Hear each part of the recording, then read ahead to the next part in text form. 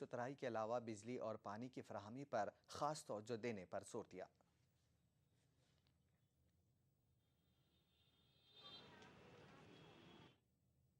रमजान के मुबारक महीने में महाराष्ट्र के शहर नांदेड़ में भी हर तरफ चहल पहल का माहौल नजर आ रहा है।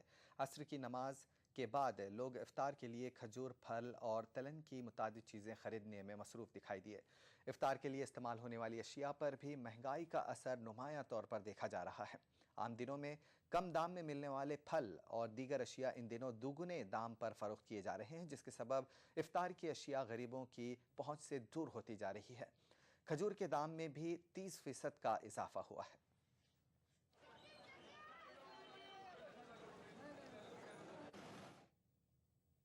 माह रमज़ान की अहमियत तमाम दूसरे महीनों से कहीं ज़्यादा है। रमज़ान के इस महीने में इबादतों की अपनी एक ख़ास अहमियत होती है और इसलिए मुसलमान रोज़ा रखते हैं। रखने के साथ साथ खुसूसी इबादतों का भी अहतमाम करते हैं। माह रमज़ान में इबादतों में इस्तेमाल होने वाली अशिया की ख़रीदारी भी इस माह में बढ़ जाती है। माह रमज़ान की फजीलत इस महीने की जाने वाली इबादतों और हासिल होने वाले सवाब से है। माह रमज़ान की फजीलत इस महीने की जाने वाली इबादतों और हासिल होने वाले सवाब से है। ये वो मुक़द्दस महीना है जिसमें कलाम पाक का नुज़ूल हुआ। माह रमज़ान में कुरान पाक की तिलावत ज़रूरी अमल में शामिल है। माह रमज़ान में अक़ीदतमंद ज़्यादा से ज़्यादा कुरान पाक का हदिया करते हैं। मतलब जब रमज़ान मुबारक का महीना होता है तो बड़ी बरकतों का होता है। उसके लिए तैयारी हम लोग अच्छी तरह करते हैं ताकि ये एक हमारा ईमान है जिसको हमें मजबूती से पकड़ना होता है और रोज़ा साथ ईमान के रखना होता है। कलाम पाक पढ़ना, नमाज पढ़नी, तहज्जुद पढ़ना, इशराक पढ़ना। मैं यहाँ से मतलब बच्चों के लिए लेके आने आई थी कि दुआ की किताबें हों जिससे रमज़ान का फजीलत की मालूम हो जाए हमारे बच्चों को पढ़ के कि क्या पढ़ना चाहिए क्या नहीं पढ़ना चाहिए। कलाम पाक के अलावा टोपी, रहल, जानमाज, तस्बीह दूसरी सबसे ज्यादा इस्तेमाल में आने वाली अशिया हैं। इबादत में इस्तेमाल होने वाली इन अशिया की खरीदो फरोख्त में माह रमज़ान में गैर मामूली इजाफा होता है। दुकानदारों के मुताबिक कलाम पाक के बाद अकीदतमंदों का सबसे ज्यादा रुझान माह रमज़ान में होने वाले आमाल की किताबों की तरफ होता है। खास बात में फिलहाल इतना ही। इजाजत दीजिए। आदाब।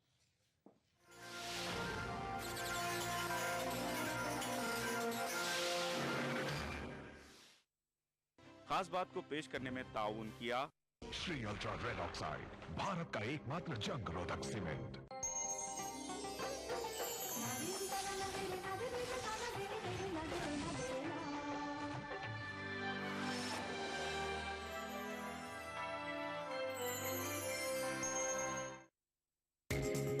ईटीवी उर्दू पर अगला प्रोग्राम। इस प्रोग्राम को पेश करने में ताउन कर रहे हैं बंगर सीमेंट, सस्ता नहीं सबसे अच्छा।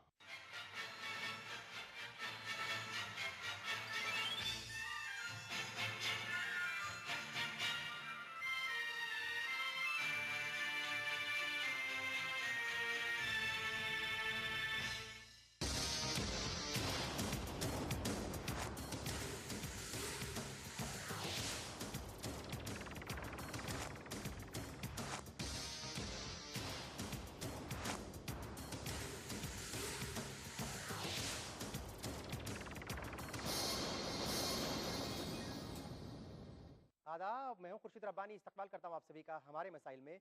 आज हम बात करेंगे मुस्लिम तबके के फ़िरक़ों में तकसीम होने की। मुस्लिम तबका जो है वो बहुत सारे फ़िरक़ों में तकसीम क्यों हो गया है, क्या किसी साजिश का शिकार हो रहा है वो, और अगर हो रहा है तो उससे नुकसानात जो हैं वो क्या हो रहे हैं। और इस अहम मसले पर बात करने के लिए कई खास मेहमान हमारे साथ मौजूद हैं। इनका तारुफ करा दें। हमारे साथ हैं मौलाना तौक़ीर रज़ा साहब। आप सियासी और समाजी रहनुमा हैं और साथ ही जो है वो कई बार मिली मसाइल पर भी अपनी बात रखते हैं। और इनके अलावा हमारे साथ है मुफ्ती महफूजुर रहमान उस्मानी साहब। आप जनरल सेक्रेटरी हैं Imam Qasim Islamic education welfare trust of India के। आपका भी इस्तकबाल है। और इनके अलावा हमारे साथ मौजूद हैं मौलाना सैयद जलाल हैदर नकवी साहब। आप जो है वो शिया आलम दीन हैं। आपका भी इस्तकबाल है और बड़ी तादाद में यहाँ पर ऑडियंस बैठी है। और हर बार की तरह ऑडियंस के दरमियान भी एक खास मेहमान हैं सनाउल्लाह खान साहब। आप सोशल वर्कर हैं, आप भी अपनी बात रखेंगे। सबसे पहले तौक़ीर रज़ा साहब आपके पास आएंगे। जिन मुसलमानों को एक प्लेटफॉर्म पर होना चाहिए था अपने इशूज़ के लिए, तरक्की के लिए, आगे बढ़ने के लिए, हम देख रहे हैं कि वही मुस्लिम तबका आज फ़िरक़ों में बटा हुआ नजर आ रहा है। मानते हैं कि वाकई ऐसा है? मेरा मानना इससे थोड़ा मुख्तलिफ है। मैं भी यही सुनता रहता हूँ और हर तरफ से यही आवाज़ आती है कि मुसलमानों में बहुत इंतशार है मुसलमान बटे हुए हैं, बिखरे हुए हैं। सच्चाई इसके ख़िलाफ़ है, क्योंकि मेरा अपना तजर्बा ये है कि जब भी मुसलमानों का कोई ऐसा मसला होता है, जब मुसलमानों को इत्तेहाद का सबूत देना चाहिए, तब मुसलमान मैंने देखा है कि बटे हुए बिखरे हुए नहीं नज़र आते हैं। इसकी सपोर्ट में मैं अपने आप को भी पेश करूंगा कि कुछ दिन पहले आपने सुना होगा मेरी गिरफ्तारी, झूठे इल्ज़ाम लगाकर मुझे गिरफ़्तार किया गया था। उस वक्त हिंदुस्तान के तमाम मसलकों के लोग और तमाम बिरादरियों के लोग और तकरीबन तमाम पार्टियों के लोग मुत्तहिद होकर सड़कों पर आए और नतीजा ये हुआ कि हुकूमत को वो तमाम इल्ज़ामात वापस लेने पड़े और मुझे बाइज़्ज़त बरी किया गया। तो इसके अलावा भी बहुत सी जगह ऐसा होता है, जैसे कुरान की बेहुरमती हो गई या रसूल आज़म की शान में गुस्ताखी हुई। तो जब जब ऐसे मौके आए हैं, हमने देखा है कि मुसलमानों में इत्तेहाद पूरी तरह है। रहा सवाल मसलकी इख्तिलाफ़ात का, तो मेरा मानना यह है कि इख्तिलाफ़ अक्लमंदी की और इल्म की अलामत है। बेवकूफ़ और जाहिल जो लोग होते हैं वही इख्तिलाफ़ नहीं करते हैं, लेकिन इख्तिलाफ़ अगर बराए तामीर है तो अल्लाह की रहमत है, और अगर बराए तखरीब है तो लानत है। ठीक है, हम बहुत सारे मौके ऐसे होते हैं जब एक होना पड़ता है, उसको आप मजबूरी का नाम दे लीजिए या कुछ भी कह लीजिए, लेकिन मोटे तौर पर आम लोगों को ये तो लगता है कि नहीं, वाकई मुस्लिम तबका जो वो इतना ज़्यादा बिखर चुका है, छोटे छोटे मसलों को लेकर के जो है वो मसलक में बढ़ चुका है। देखिए, मसालिक और जो नज़रियाती इख्तलाफात हैं वो कोई बुरी बात नहीं है, और मसालिक और ये फ़िरक़े कोई नई चीज़ नहीं है कि साहब ये आज इस सदी में शुरू हुए हैं और कोई बहुत बड़ा मसला हमारी मिल्लत के और उम्मत के सामने आया। ऐसा नहीं है, हमेशा से ही बहुत पहले से हम तारीख़ में देखें तो लोग अलग अलग नज़रियात के और अलग अलग मकातिब फ़िक्र के हामिल रहे हैं। लेकिन इसका मतलब ये नहीं है कि हम उन अपने नज़रियाती इख्तलाफात को इस हद तक ले जाएं कि एक दूसरे के लिए नुकसान और ज़रर के रास्ते पैदा करें, एक दूसरे को इस्लाम से ख़ारिज करें या एक दूसरे को मुसलमान होने से ही उसके मुनकिर हो जाएं। नहीं, इख्तलाफ हो, जैसा कि अभी मौलाना तौक़ीर साहब ने कहा, इख्तलाफ हो इल्म के लिए हो, तरक्की के लिए हो, फ़िक्री इख्तलाफ हो। फ़िक़ही मसाइल में इख्तलाफात हो सकते हैं, मगर जो मुसलमानों के मुश्तरका मसाइल हैं, जो हमारे सियासी, समाजी, माशी और इक़्तिसादी मसाइल हैं, हमें उनमें तो मुश्तरक होकर और मुत्तहिद होकर सोचना होगा। मजबूरी के नाम पर इत्तेहाद होगा तो वो फिर एक वक्त पे जाके ख़त्म हो जाएगा, लेकिन एक देरीना और हमेशा के लिए इसके लिए अगर फ़िक्र की जाए तो मैं समझता हूँ ज़्यादा बेहतर होगा। जी, मुफ्ती महफूजुर रहमान साहब आपके पास आएंगे। आपको क्या लगता है, आप ये तो मानते हैं कि तबका जो है वो फ़िरक़ों में बटा हुआ है और उससे नुकसान भी हो रहा है, नुकसान पे हम बाद में आएंगे, लेकिन बटा हुआ तो है, ये तो मानते हैं आप? ऐसा नहीं है। जब जब भी इस मिल्लत को ज़रूरत पड़ी है खून और पसीने की, कभी भी इस मिल्लत के अफराद ने वहाँ मुँह नहीं मोड़ा है। और चाहे वो अब बाबरी मस्जिद के हालात को उठा के देखिए, माजी की तारीख़ को देखिए, सन 1857 की तारीख़ को देखिए, वहाँ न तो कोई ज़ात, न बिरादरी, न मसलक, न मशरब, सारी चीज़ें एक ही चीज़ थी। ग़ुलामान मोहम्मद सल्लल्लाहु अलैहि वसल्लम की निस्बत पर सारे लोग टूट पड़े थे और उन्होंने मिल्लत के लिए बैन सबूत पेश किया था। लेकिन आज इस मुल्क में और मुल्क के बाहर लोग हैं जो अखबार, media, print media, electronic media और पार्टी के लोग ये चाहते हैं कि मुसलमान में बिखराव रहे और बिखराव बना के पेश करना चाहते हैं। आज आप कुरान करीम पर कोई आवाज़ उठा दीजिए, आपने देखा होगा डेनमार्क में कोई आवाज़ उठी, उसके ख़िलाफ़ पूरी दुनिया के मुसलमान एकजुट होकर के उसकी मजम्मत करते हैं और क़यामत तक करते रहेंगे। इसलिए आपका ये कहना मैं नहीं समझता कि मुसलमानों में बिखराव है। जी, ठीक है, आप सोशल वर्कर हैं, लोगों को जो है अपने नज़रिए से देखते हैं, आप तो मजहबी रहनुमा हैं, आपका जो है अलग सोचना हो सकता है, ना जाने कि जो है हालात में ये इस बात को कह रहे हैं, लेकिन सच्चाई ये है कि आप भी जानते हैं कि बिखराव तो है। इन हजरात ने जो कहा तो वो किसी ज़रूरत के, जैसा आपने कहा कि मजबूरी के आलम में, तो उस वक्त इत्तेहाद और एकजाई दिखाई जाती है। लेकिन हकीकत ये है कि समाज में जब भी इत्तेहाद की ज़रूरत थी, मसलन इलेक्शन के वक्त, उस वक्त पंचायत से लेकर के पार्लियामेंट के सीट तक एक मुसलमान के सीट पर 5-7 खड़े होते हैं और मुसलमानों का वोट बढ़ जाता है। मिसाल के तौर पर अलीगढ़ का जो पार्लियामेंट्री कंस्टिट्यूंसी है उसमें 60% मुसलमानों का वोट है। आज़ादी के बाद से आज तक कभी भी मुस्लिम MP उस इलाके से नहीं आया। क्यों? सिर्फ इसलिए कि वोट हमारा बढ़ जाता है, हम खुद आपस में मुत्तफिक नहीं है।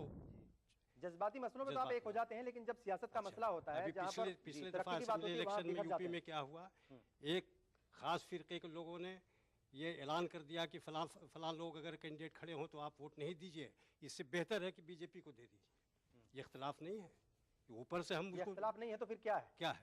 ऊपर से हम इसको जो अपना वो पॉलिश कर दे, लेकिन इख्तलाफात तो है। इख्तलाफ अगर नहीं है तो हमारी आवाज़ का वजन क्यों नहीं? और हमारे मसाइल में आज हम यही बात करें कि क्या मुस्लिम तबका जो है फिरकों में बढ़ चुका है, अगर हाँ तो उससे नुकसानात क्या हो रहे हैं। यहाँ पर एक ब्रेक लेंगे, बहुत जल्द हाजिर होंगे।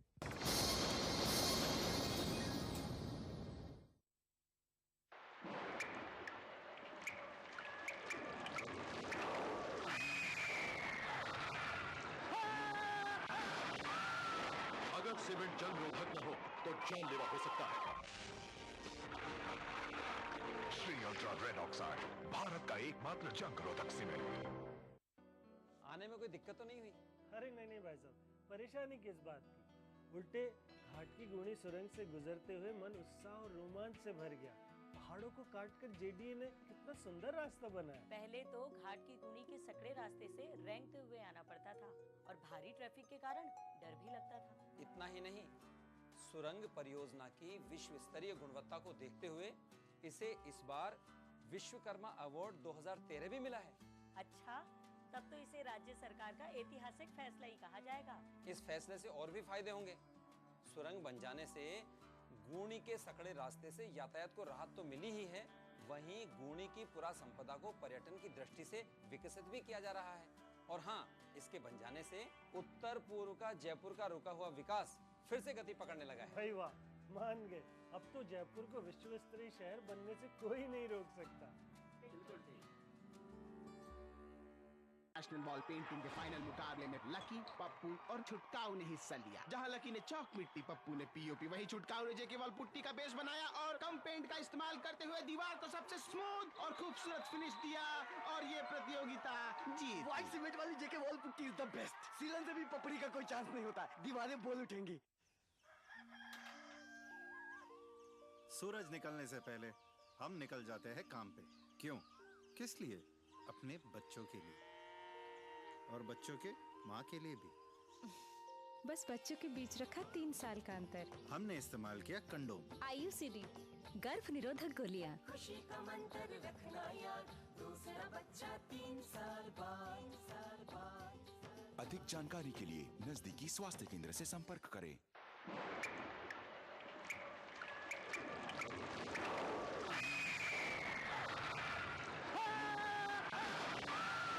अगर सीमेंट जंग रोधक न हो तो जानलेवा हो सकता है। Shri ultra red oxide, Bharat का एकमात्र जंग रोधक सीमेंट। शेरदिल जवान मर्दों के लिए जानदार और शानदार gym vest, Shera 5th line gym vest, pure cotton fabric से बना अत्यंत आरामदेह शेरा 5th लाइन जिम वेस्ट दीवाना बना दे। उभरते कश्मीर के अनछुए पहलू, नई सोचो फिक्र, मुनफरिद तहजीब और रिवायात जिनसे फूट पड़ते हैं कश्मीरियत के रंग। देखिए कश्मीर एक्सप्रेस पीर की रात 8 बजे और मंगल की शाम 6 बजे सिर्फ ETV उर्दू पर। दुनिया अपडेट, खबरों का नया और अनूठा शो जिसमें हम आपको दिखाएंगे दुनिया की अहम खबरें और करेंगे उनका तज्जिया। जानेंगे दुनिया की अहम घटनाओं का भारत पर क्या होगा असर। दिखाएंगे ग्लैमर जगत का हाल और तेज खबरों में देखेंगे क्या कुछ हुआ पूरी दुनिया में बीते हफ्ते के दौरान। तो देखना न भूले दुनिया अपडेट हर रविवार शाम 6 बजे ETV उर्दू पर।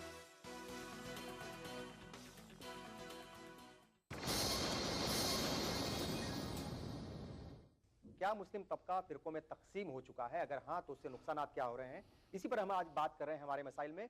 और अब आप कुछ कहना चाह रही थी। यहाँ पर आपने तीनों हजरात की बात सुनी। ये कतई मानने को तैयार नहीं है कि बिखराव है, कतई मानने को तैयार नहीं है कि फिरकों में बटा हुआ है। आपको क्या लगता है एक आम आदमी के तौर पर, आप किस जो है वो देख रहे हैं चीज़ों को, क्या वाकई नहीं बटे हुए लोग? बटे हुए इसलिए नहीं है क्योंकि हम देखते हैं जब इमोशनल लेवल पे हमारे मज़हब पे कोई बात आती है तो सब लोग यकजहती दिखाते हैं, सब लोग एक साथ एकजुट होके उसके ख़िलाफ़ आवाज़ उठाते हैं। लेकिन मेरा सवाल ये होगा कि जब हम लोग आम दिनों में रहते हैं तब वो एक साथ क्यों नहीं होते? क्योंकि तब हमें एक सोसाइटी कायम करनी है, एक सोसाइटी ऐसी कायम करनी है जिसकी एग्जाम्पल हुज़ूर सल्लल्लाहु अलैहि वसल्लम ने दी थी। तो उसको फॉर्म कैसे करेंगे हम जब हम लोग नॉर्मल डेज़ में भी एक साथ नहीं रहेंगे तो? बिल्कुल। वही बात शुरू में भी हुई थी कि भाई आप जो है कुछ मसाइल हैं, कुछ मसलों पर तो एक हो जाते हैं जब ज़रूरत पड़ती है मजबूरी के तहत, लेकिन आम तौर पर जो है वो बिखराव नज़र आता है। आपको क्या लगता है अगर ये बिखराव है, चूंकि आपने माना है अगर ये बिखराव है तो इससे नुकसानात क्या हो रहे हैं और इसकी असल जो है वजह क्या है? क्या आपको लगता है कि जो हमारे मजहबी रहनुमा हैं वो अपने सिस्टम को चलाने के लिए दुकानें तो कहना नहीं चाहिए, लेकिन अपनी रोजी रोटी चलाने के लिए या अपनी सियासत चलाने के लिए इन चीज़ों को जो है बढ़ावा देते हैं? बिल्कुल, मैं ये कहने पर मजबूर हूँ कि ये जिम्मेदारी उलमा की है। उलमा ने समाज को मुख्तलिफ नज़रियाती तौर पर या जैसे भी हो मुख्तलिफ तबके में बांट दिया है और चाहते नहीं है कि आपस में, जैसे मैंने आपको एग्जाम्पल दिया अभी यूपी इलेक्शन का, एक खास लोगों ने बिल्कुल ऐलान कर दिया कि बीजेपी को दे दो, लेकिन ये बात आई फलां आदमी को नहीं। अखबार में भी आई, मीडिया में भी आई, बिल्कुल, और जब बात कही गई तभी आई, ऐसे नहीं आती। दूसरी चीज़ ये कि यू मानी इसमें मुल्की लेवल पर नहीं, इंटरनेशनल लेवल पर भी हमारा कोई वजन नहीं है। 56 ममालिक यूएनए में मुस्लिम हुकूमत के बैठते हैं, कोई आवाज़ का वजन नहीं है। कोई भी मसला, कोई भी आवाज़ उठाते हैं तो उनकी हंसी उड़ाई जाती है, मजाक उड़ाई जाती है और लोग ये बाइकाट करके चले जाते हैं। तो ये तो हमारा वज़न है, कहीं पर हमारा कोई आवाज़ की कोई वज़न नहीं है। मसलन दूसरी चीज़ ये कि जहाँ भी मुसलमानों की आबादी अच्छी है उस कंस्टिट्यूंसी को वो बना देते हैं बिल्कुल रिजर्व। कोई आवाज़ इन लोगों की तरफ से मुत्तहिद होकर के उठाना चाहिए। तो ये सिर्फ जो जहाँ ज़रूरत असल जहाँ तरक्की के मामले हैं वहाँ पर जो है वसल्लम के नाम पर या कुरान के नाम पर इकजा होना सिर्फ काम नहीं ना चलेगा। इससे तो हमारी कमजोरी बढ़ती चली जा रही है। हम कहाँ से कहाँ आज़ादी के बाद चले आए, चाहे और सामने वालों को पता चलता है कि इनकी दुखती रख जो है वो क्या है, कहाँ से इनको जो है वो परेशान किया जा सकता है। अभी देखिए बॉम्बे में इस गर्ल्स स्टूडेंट इस्लामिक ऑर्गेनाइजेशन के इस पर देखिए क्या का मामला हो गया, कोई कहीं से आवाज़ उठ रही है? बिल्कुल ठीक है। मौलाना साहब, ये जो बिखराव है आप कैसे भी कह लीजिए, कितना भी लीपापोती करने की कोशिश कीजिए, ये सच्चाई है। यूपी असेंबली इलेक्शन जब हो रहे थे वहाँ पर जो है वो आप जानते हैं, अच्छी तरीके से जानते हैं, जिनकी तरफ से ये आवाज़ उठी थी सब लोग जानते हैं, बाकायदा उनकी तरफ से ये आवाज़ आई और मीडिया की हेडलाइंस बनी है कि भाई आप फला फिरके का अगर कोई बंदा कैंडिडेट खड़ा है उसको वोट मत दीजिए, किसी को भी दे दीजिएगा, वोट डालने मत जाइएगा बिल्कुल भी। तो जब इस तरह की बातें होंगी, जहाँ आपको ज़रूरत है, जहाँ पर आपका समाज जो है वो आगे बढ़ने की बात कर रहे हैं, जहाँ हम तरक्की की बात कर रहे हैं, वहाँ पर इस तरह की बातें होने लगेंगी। फिर मैं थोड़ा माजी में और तारीख़ के हवाले से कहना चाहूँगा। बरतानिया का एक जासूस था हेम्फ्रे, जिसने अपने एतराफ़ात, उसकी डायरी फिर मंजर आम पर आई। उस डायरी में जो किताब की शक्ल में बाद में हेम्फ्रे के एतराफ़ात के नाम से शाया हुई, आपने बहुत से लोगों ने उसको पढ़ा होगा। उसने पूरे सिस्टम को, जो फ़िरका, देखें फ़िरका होना कोई बुरी बात नहीं है और हैं, आगे भी रहेंगे, अभी भी मौजूद हैं, पहले भी थे। फ़िरक़े वारियत और फ़िरक़ों के नाम पर शिद्दत और तशद्दुद और एक दूसरे के ख़िलाफ़ इल्ज़ाम तराशी, ये एक बुरी बात है। हेम्फ्रे ने वहाँ पर एतराफ़ात में अपने कहा और लिखा है अपनी डायरी में कि उसने किस तरीके से मुसलमानों को फ़िरक़ों में बांटने के बाद फिर उनके दरमियान इख्तलाफात को हवा देकर और उन्हें इस मंजिल पर लाकर खड़ा किया कि वो एक दूसरे के ख़िलाफ़ कुफ्र के फतवे सादिर करें, वो एक दूसरे के ख़िलाफ़ इस्लाम से एक दूसरे को खारिज करें और एक दूसरे के सियासी समाजी मसाइल में एक दूसरे के पूरी तरीके से हरीफ बन जाएं और मुखालफत पर आमादा रहें। ये एक तारीख़ी हकीकत है जो किताबी शक्ल में मौजूद है। मैं इस बात को तस्लीम करता हूँ कि हमारे यहाँ इख्तलाफात हैं, मगर वो इख्तलाफात फ़िक़ही मसाइल के इख्तलाफात हैं और वो ऐसे इख्तलाफात नहीं हैं कि उनकी बिना पर हम जो अपने सियासी और समाजी मसाइल हैं उनमें भी एक दूसरे से झगड़ने लगें और लड़ने लगें। यहाँ पर आके हमारी कमज़ोरी है। हाँ, एक बात है जो कड़वी है और मगर मैं यहाँ कहना चाहूँगा, उलमा की बड़ी ज़िम्मेदारी है, हमारी ज़िम्मेदारी ज़्यादा है, क्योंकि हमारे तो आप लिबास से भी पता लगा लेंगे कि ये कौन कौन और कैसे कैसे लोग खड़े हैं। आवाम की जिम्मेदारी बनिस्बत हमारे कम है, उनमें ये भी नहीं पता लगाया जाता कभी कभी लिबास के ज़रिए भी कि कौन इसमें किस मसलक से है, कौन किस नज़रिए से है, किस मकतब फ़िक्र से है। मगर हमें ज़्यादा ज़रूरत है मुत्तहिद होने की, फ़िक्री एतबार से भी, इल्मी एतबार से भी, और अपनी आवाम को यही मैसेज देने की ज़रूरत है। जब हम इख्तलाफात के लिए फतवे दे सकते हैं तो इत्तेहाद के लिए क्यों फतवे नहीं दिए जा सकते। बिल्कुल, ये सवाल आपसे भी रहेगा। ये जो तकसीम हम देख रहे हैं कि भाई तकसीम हो गए हैं लोग, बटा हुआ समाज जो है वो नजर आ रहा है। अपनी सियासत चलाने के लिए, रोजी रोटी चलाने के लिए क्या हमारे मजहबी रहनुमा भी इस तरह की जो है वो बातें पैदा करते हैं और आम लोगों को इन चीज़ों में उलझा करके रखते हैं? चूँकि इसको निस्बत है मोहम्मद रसूलुल्लाह सल्लल्लाहु अलैहि वसल्लम की ग़ुलामी से, ये कौम जोहद मुसलसल की बुनियाद पर तैयार हुई थी। आप देख लिए खुतबा हज्जतुल विदा के मौके से आका सल्लल्लाहु अलैहि वसल्लम के साथ जो सहाबा हैं वो 1,24,000 हैं, लेकिन मक्के और मदीने में उनकी कब्रें तलाशेंगे आप तो 10,000 से ज़्यादा ये कब्रें नहीं मिलेंगी। पता ये चला कि 1,15,000 लोग दुनिया में फैल गए थे इंसानियत, अमनो इंसानियत, उखुवत का पैगाम लेकर, और वही वो पैगाम है जो हमारे लिए और इस कायनात में बसने वाले इंसानों के लिए निजात का सबब हो सकता है।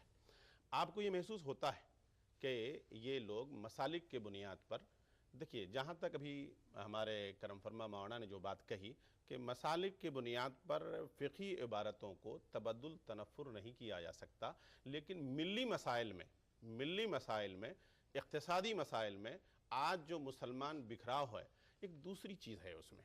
जैसे मेरा ताल्लुक़ बिहार से है, बिहार में भी सरकार आई तो उन्होंने ये कोशिश की कि यहाँ ज़ातियात के जंग उठाए जाएं और वहाँ मुस्लिम समाज को कि ये अंसारी है, ये पसमादा मुस्लिम कौम है, ये पसमादा महाज है।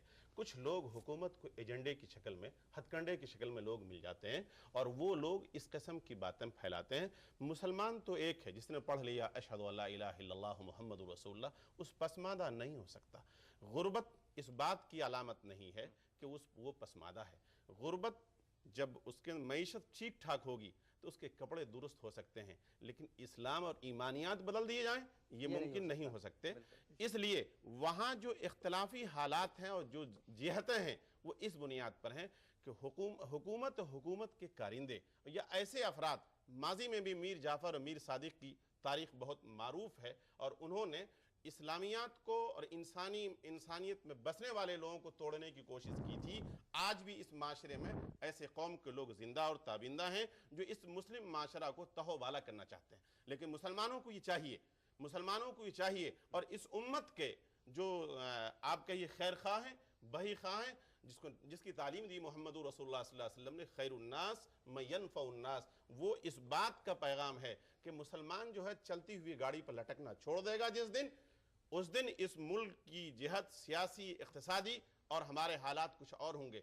चलती हुई गाड़ी पर जब चढ़ने वाला इंसान होता है तो याद रखिए न उसकी हैसियत होती है, वो डूब जाता है। इसलिए आपकी पुरानी साइकिल, हमारी पुरानी मोटरसाइकिल हमें काम आ सकती है, हो सकता है टूटी हुई चप्पल काम आ जाए, लेकिन दूसरे का कोई लीवर और स्टार का जूता हमारे लिए कामयाब नहीं हो सकता। अब मुसलमान ये चाहता है कि चलती हुई गाड़ी पर चलना, सवार होना जिस दिन छोड़ देगा इस मुल्क का नक्शा बदल देगा। बिल्कुल ठीक है। अब बहुत सारी बातें आगे और कहीं ना कहीं ये बात तो सामने आ गई है कि तस्लीम कर लिया है, कि आपकी बातों से लग रहा है तस्लीम तो कर लिया कि ये जो बिखराव है ये है।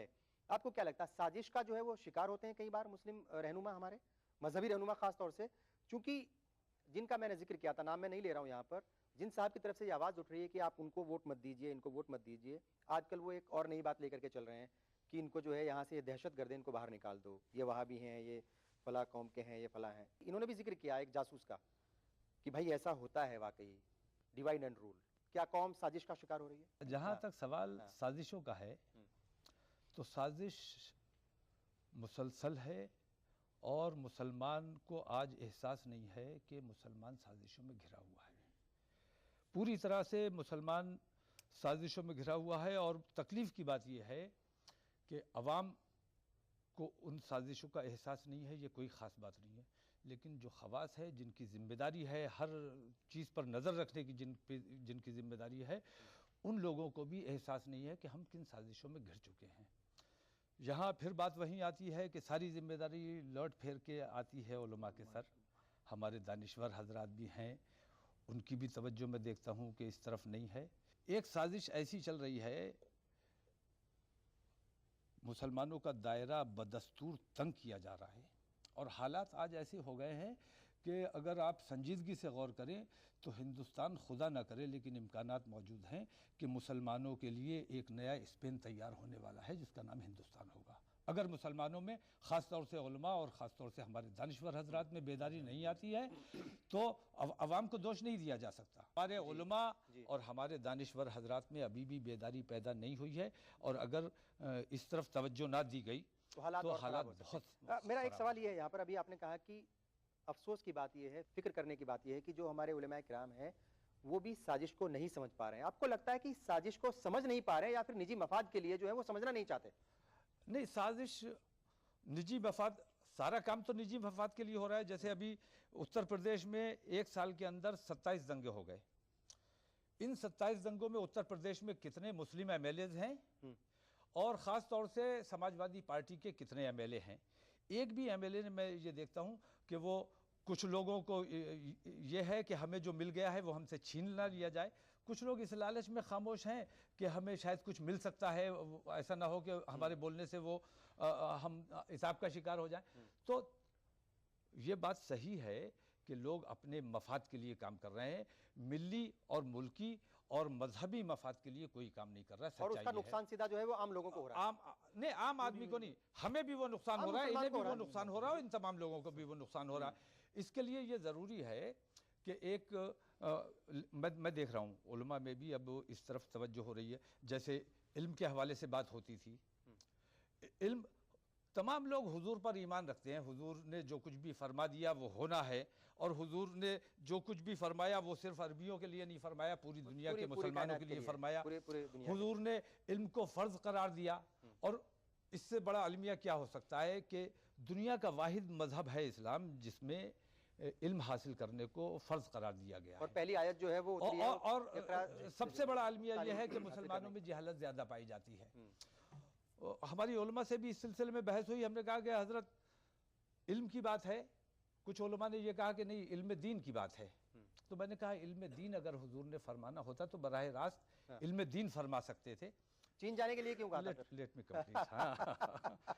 तो मैंने कहा कि इल्म हासिल करने का हुक्म दिया है और इसके लिए चीन तक की बात की गई है। तो चीन को उन्होंने मुझसे कहा कि चीन इसलिए कहा कि चीन बहुत दूर है अरब से। तो मैंने कहा हजरत अपनी सोच को ज़रा सा दुरुस्त कीजिए और वसी कीजिए। हुजूर ने अरबी मुसलमानों के लिए नहीं बल्कि पूरी दुनिया के मुसलमानों के लिए हुक्म दिया है और बहुत से मुसलमान हैं जो चीन से बहुत करीब रहते होंगे या चीन के अंदर ही रहते होंगे। तो आज तक उन्होंने इस पर तवज्जो नहीं दी। 1400 साल पहले हुजूर ने फरमाया कि चीन तक जाओ इल्म के लिए और आज देख लीजिए कि पूरी दुनिया पर चीन का एक तरह से अघोषित जिसे कहते हैं कब्जा हो चुका है अमेरिका के बाज़ारों में।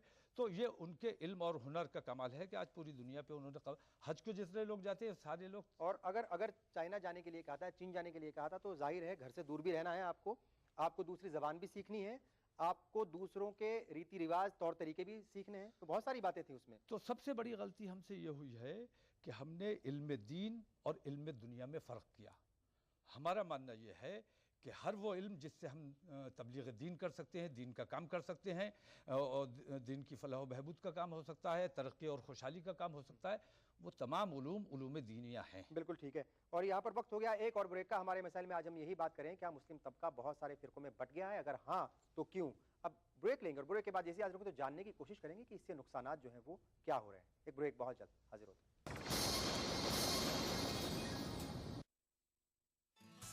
राजस्थान सरकार का बिजली बचत और पर्यावरण संरक्षण की दिशा में अभिनव प्रयास मुख्यमंत्री बिजली बचत लैंप योजना के तहत वर्ष 2013-14 की बजट घोषणा अनुसार 100 करोड़ की लागत से 2 CFL का 27 जून से 31 अगस्त 2013 तक 53 लाख उपभोक्ताओं को निशुल्क वितरण। कैंप में वितरण की जा रही 20 वॉट की CFL 100 वॉट के परंपरागत बल्ब के समान रोशनी देती है। 2 CFL प्रयोग करने से प्रत्येक उपभोक्ता को औसतन 175 यूनिट बिजली की वार्षिक बचत। CFL जो अशोक गहलोत साहब हमारे मुख्यमंत्री जी की बिना पे उन्होंने ये राहत BPL वालों को प्रदान की है। 2